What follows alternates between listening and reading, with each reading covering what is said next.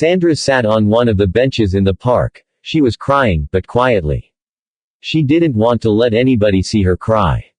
In the park itself, children were playing Space Ranger with the kid-sized playground rocket spring-mounted ride-ons.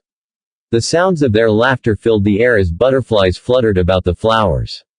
Around the park the city rose upward into the sky, vehicles fluttering around the buildings in the same way the butterflies flew among the plants in the park. Other vehicles moved along the roads with a grumbling sound coming from them. A middle-aged man strode rapidly into the park. As he moved his joints made a faint mechanical whine. After some searching he found Sandra on the bench. "Sandra," he said, "I've been looking for you. It's time." Sandra stood up then burst out into tears. "I can't," she sobbed, "it was my fault. We were arguing and I ran off. I wasn't watching where I was going. That truck. She grabbed onto me and pulled me out of its path. It hit her. It should have been me," and again began crying. The man strode a step forward and hugged her. "You can't blame yourself. She's your mother. She was only doing what all mothers have been doing for eons of time." Quote. Sandra whimpered, "Father. I," and sobbing said, "I saw her hit. Her leg went under the tire. Her arm torn off," and began crying in earnest. Her father let her cry herself out.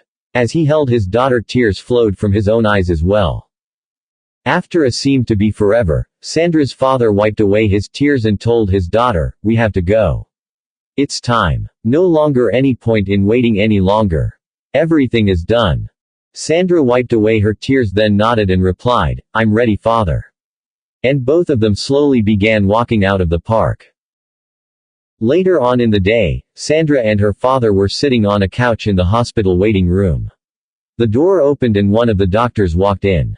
Alexandra lost her left leg, he informed them, shattered her right arm, suffered major internal organ damage as well as 7 crushed vertebrae.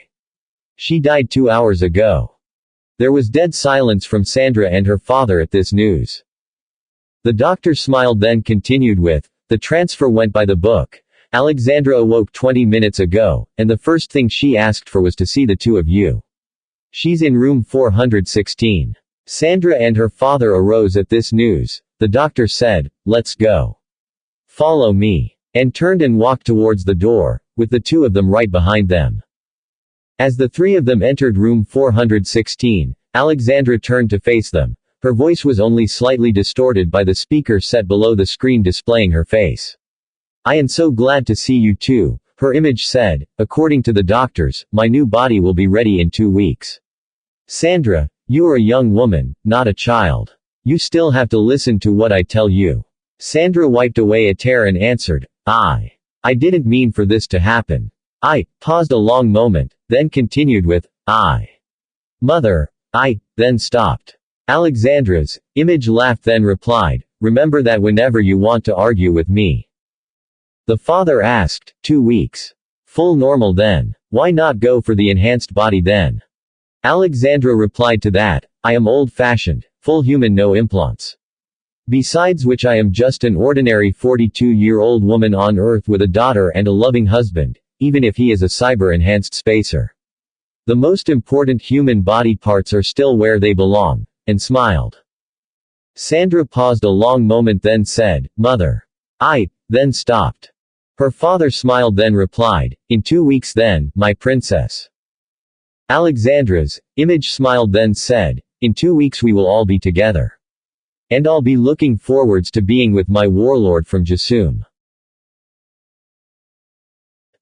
2 weeks later, Alexandra and her husband walked out of the hospital arm in arm, with Sandra striding along eagerly next to them. "What do you want to do first?" her husband asked. Alexandra replied, "Go out to dinner first, then head home. I really missed you." He laughed then said, "The usual place." "Yes," Alexandra replied. Her husband took out his phone and made a call. A moment later he said, "All set up. Let's go." And the three of them briskly walked along the sidewalk. The crowds wandered or strode both ways past them on the sidewalk, with wheeled street vehicles moving one of the 2 ways along the road. 30 minutes later they reached the restaurant. The name of the place was glowing brightly. Other worlds, motion images of distant alien worlds flickered and changed on the signs set below the name of the place. As they entered the place, a sense of familiarity embraced them. The walls were made of metallic multicolored panels, with paintings of stellar constellations and nebula, planets, and various spacecraft hanging on them. Spacecraft models hung from the ceiling, and a giant wall screen was showing flybys of the moons of Jupiter. The maitre d' looked up at them and smiled. "Good to see you all back. Carson, Alexandra, and Sandra, your table is ready," and led them to a table. A painting of a large spacecraft hung on the wall behind the table. A waitress came over to their table and placed menus in front of each of them. She said, "Great to see you, Alex. And you as well, Carson. Sandra, how are you feeling?" Sandra replied, "Great now. Now that we are all together," and laughed. The waitress smiled, then asked, "What would you like today?" Carson replied, "Number 4 today." The waitress wrote it down and left. Alexandra laughed and said, "Carson Napier of Venus, no discussions right now.